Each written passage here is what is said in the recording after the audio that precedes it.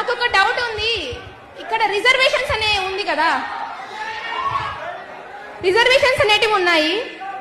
Friendship కి, love marriages కి caste feeling ఏంది?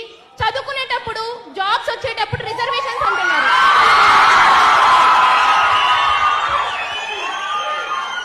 ఈ క్వశ్చన్ నేను ఒక్కటి క్వశ్చన్ చేస్తుంది, ఒకరిని మాత్రమే కాదు, ఇక్కడ ఉన్న ప్రతి స్టూడెంట్ ని నేను క్వశ్చన్ చేస్తున్నాను.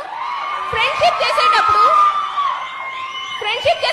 నో క్యాస్ట్ అన్నారు, లవ్ చేసేటప్పుడు నో క్యాస్ట్ అన్నారు, లవ్ మ్యారేజ్ చేసేసుకున్నప్పుడు ఫ్రెండ్స్ ఉన్నారా, మాకు క్యాస్ట్ ఫీలింగ్ లేదు అన్నారు.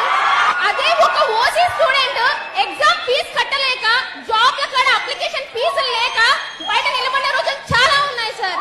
ఒక ఓసీ స్టూడెంట్ కి జాబ్ లేక బయట ఉంటున్నారు కేవలం రిజర్వేషన్స్ వలన. ఆ రిజర్వేషన్స్ ఎందుకు?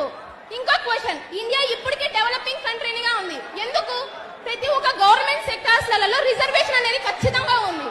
ఓసీ స్టూడెంట్స్ కి 1000 రూపీస్ అప్లికేషన్ ఫీ ఉంటాయి కదా, అదర్ క్యాస్ట్ వాళ్ళకి 250, 300 రూపీస్ ఉంది. ఏ ఓసీల పేదవాళ్ళు లేరా?